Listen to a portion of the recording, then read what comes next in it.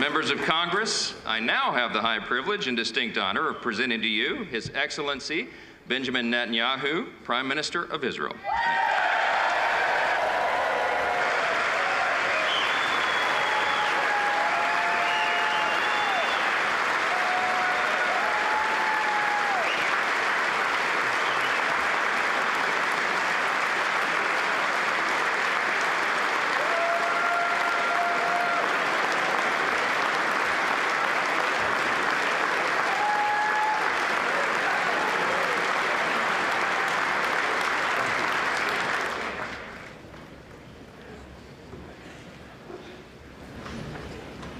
Speaker of the House, Mike Johnson,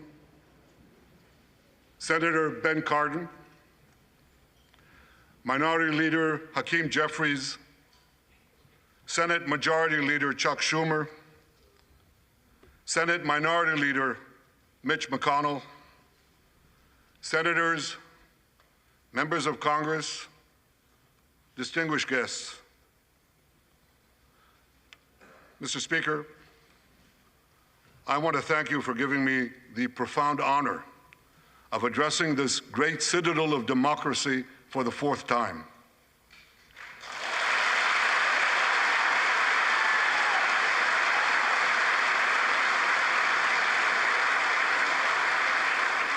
We meet today at a crossroads of history.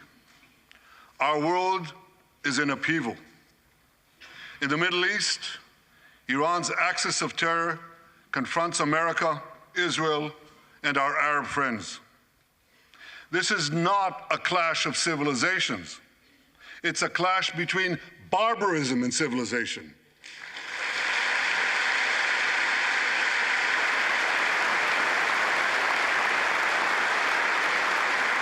It's a clash between those who glorify death and those who sanctify life.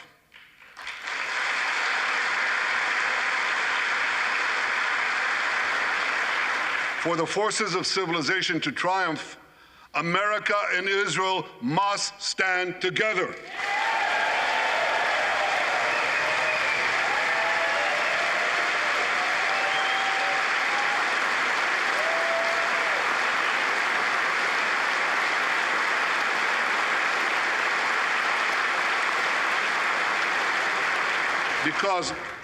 Because when we stand together, something very simple happens.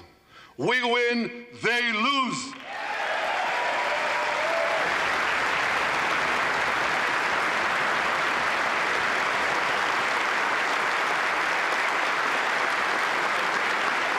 And my friends, I came to assure you today of one thing: we will win.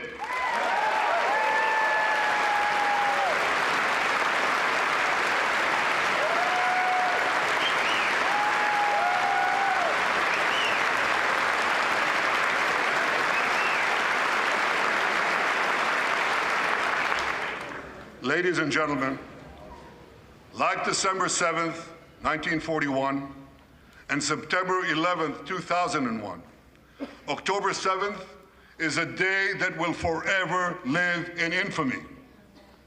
It was the Jewish holiday of Simchat Torah. It began as a perfect day, not a cloud in the sky.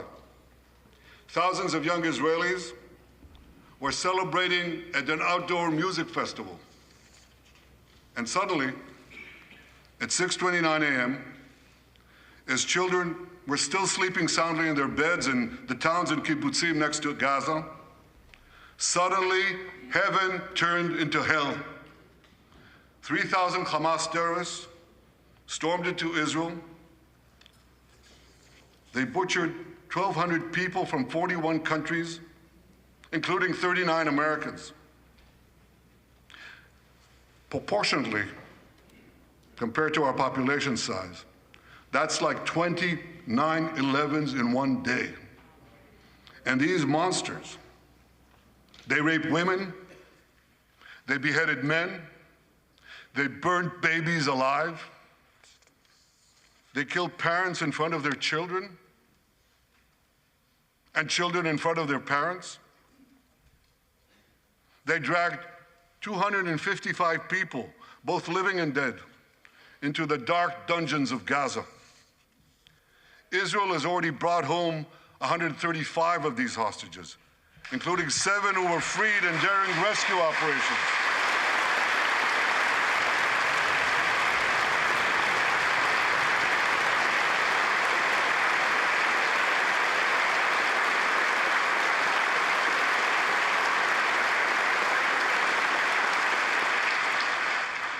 One of those freed hostages, Noor Gamani, is here in the gallery, sitting near my wife, Sarah.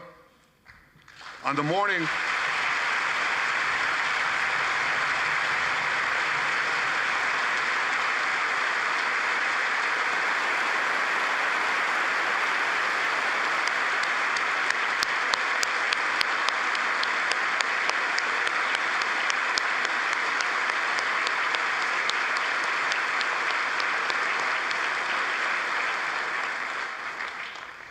morning of October 7th, the entire world saw Noah's look of desperation as she was violently abducted to Gaza on the back of a motorcycle.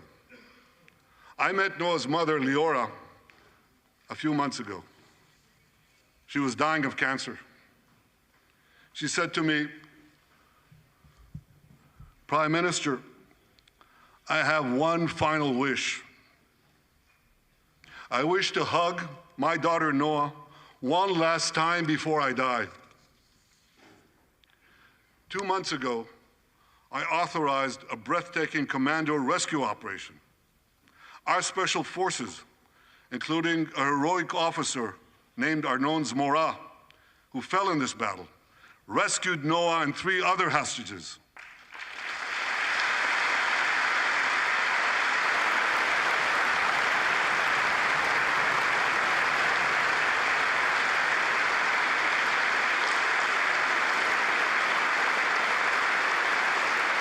Noah,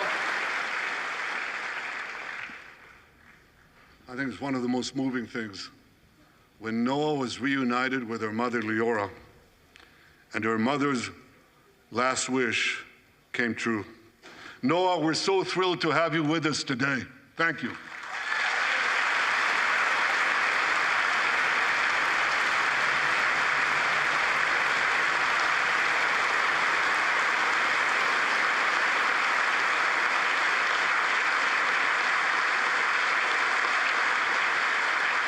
Many hostage families are also here with us today, including Eliyahu Bibas. Eliyahu Bibas is the grandfather of those 2 beautiful red-headed boys, the Bibas boys, toddlers. And they were taken hostage with their mother and Eliyahu's son. The entire family was taken hostage. 2 beautiful red-haired children taken hostage.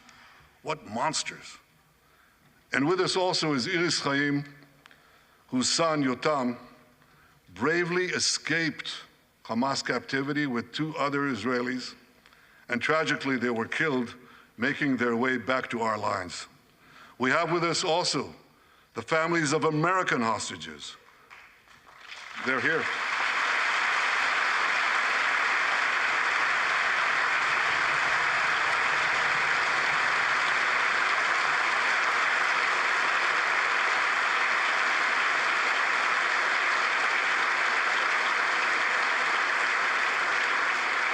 The pain these families have endured is beyond words.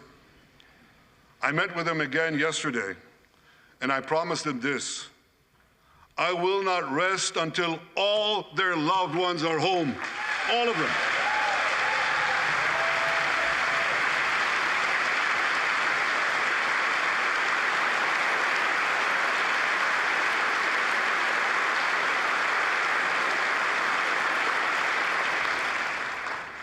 As we speak, we're actively engaged in intensive efforts to secure their release, and I'm confident that these efforts can succeed. Some of them are taking place right now.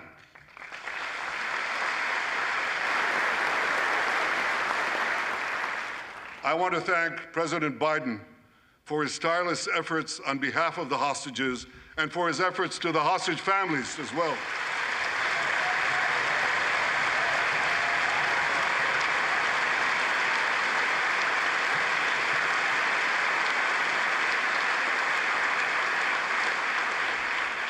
I thank President Biden for his heartfelt support for Israel after the savage attack on October 7th. He rightly called Hamas sheer evil. He dispatched 2 aircraft carriers to the Middle East to deter a wider war. And he came to Israel to stand with us during our darkest hour, a visit that will never be forgotten.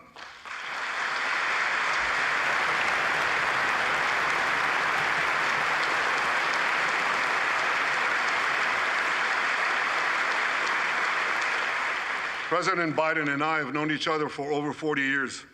I want to thank him for half a century of friendship to Israel and for being, as he says, a proud Zionist. Actually, he says, a proud Irish-American Zionist.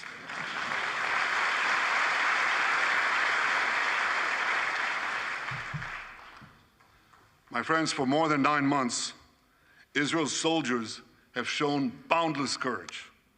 With us today,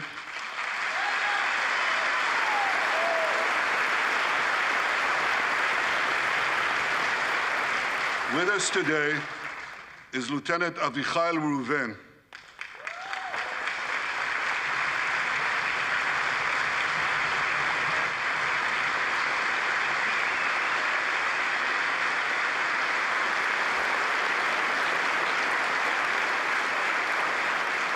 Avichai is an officer in the Israeli paratroopers. His family immigrated to Israel from Ethiopia. In the early hours of October 7th, Avichai heard the news of Hamas's bloody rampage. He put on his uniform, grabbed his rifle, but he didn't have a car. So he ran 8 miles to the front lines of Gaza to defend his people.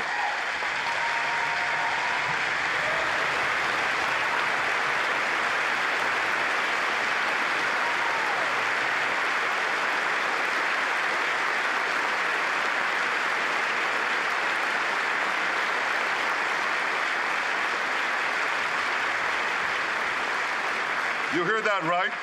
He ran 8 miles, came to the front lines, killed many terrorists, and saved many, many lives. Avichai, we all honor your remarkable heroism. Another Israeli is with us here today, and he's stand up right next to Avichai. This is Master Sergeant Ashraf al-Bakhiri.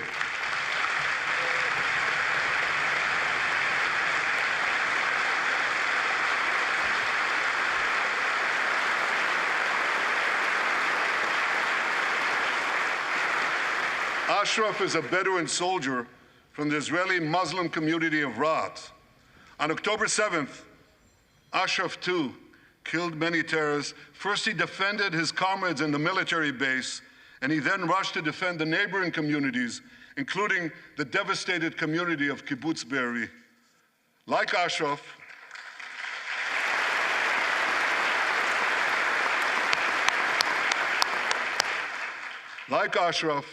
the Muslim soldiers of the IDF fought alongside their Jewish, Druze, Christian, and other comrades in arms with tremendous bravery.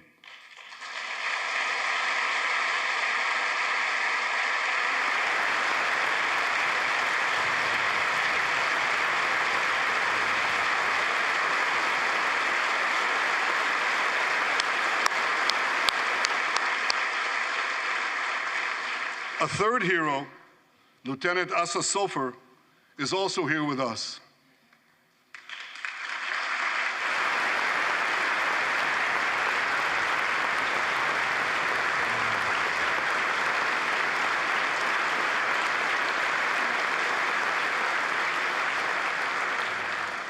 Asa fought as an officer in the Tank Corps, and he was wounded in battle. He was wounded in battle while protecting his fellow soldiers from a grenade. He lost his right arm and the vision in his left eye. He's recovering, and incredibly, within a short time, Asa will soon return to active duty as a commander of a tank company.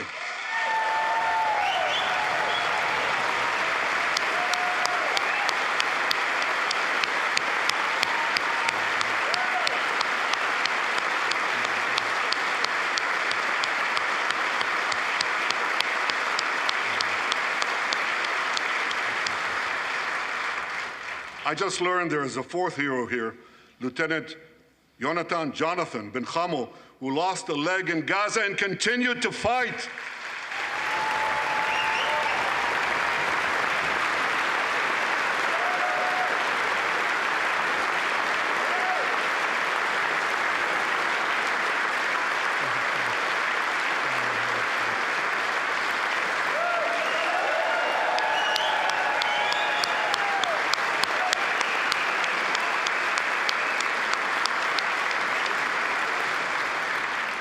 My friends, these are the soldiers of Israel, unbowed, undaunted, unafraid.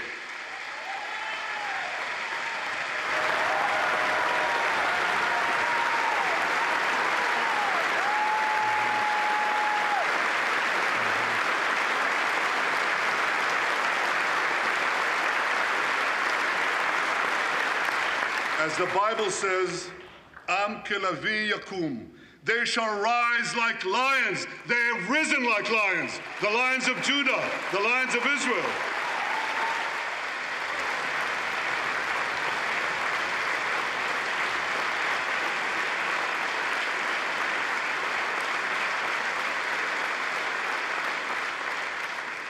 Ladies and gentlemen, the men and women of the IDF come from every corner of Israeli society.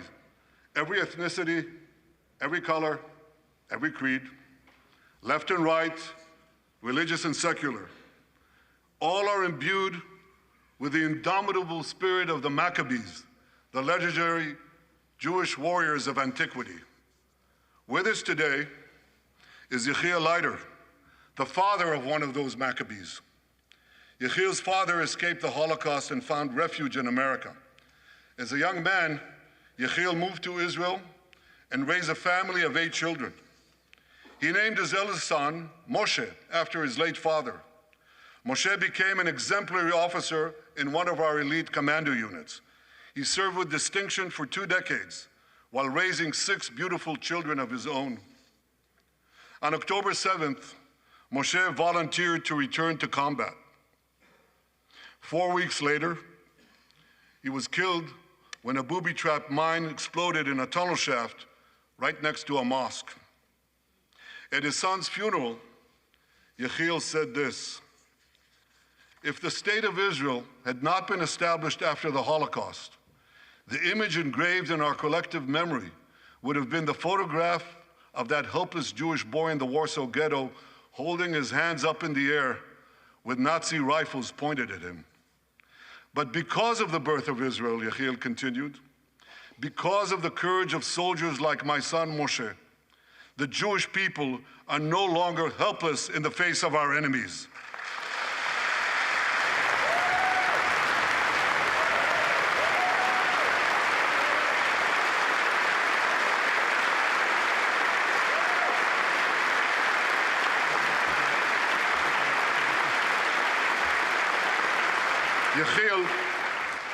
Yechiel, please rise so we can honor your son's sacrifice. And I pledge to you and to all the bereaved families of Israel, some of whom are in this hall today, the sacrifice of your loved ones will not be in vain.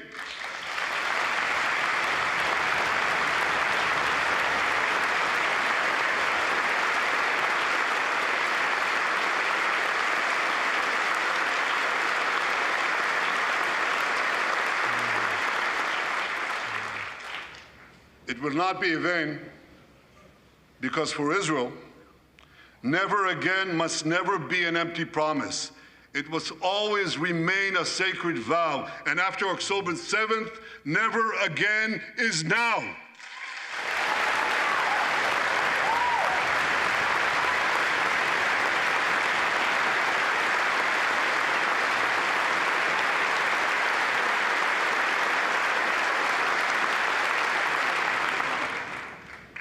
My friends, defeating our brutal enemies requires both courage and clarity. Clarity begins by knowing the difference between good and evil. Yet incredibly, many anti-Israel protesters, many choose to stand with evil. They stand with Hamas. They stand with rapists and murderers. They stand with people who came into the kibbutzim, into a home. The parents hid the children, the two babies, in the attic, in a secret attic. They murdered the families, the parents. They found the secret latch to the hidden attic, and then they murder the babies. These protesters stand with them. They should be ashamed of themselves.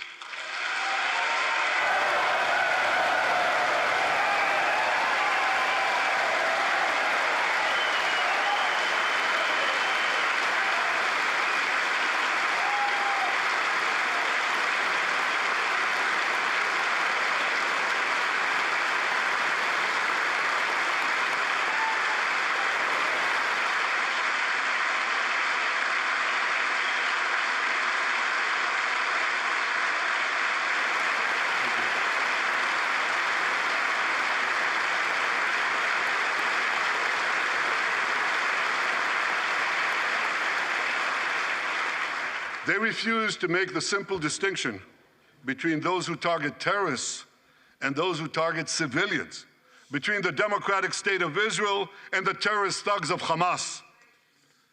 We recently learned from the National Security Director, U.S. Director of National Intelligence, that Iran is funding and promoting anti-Israel protests in America. They want to disrupt America.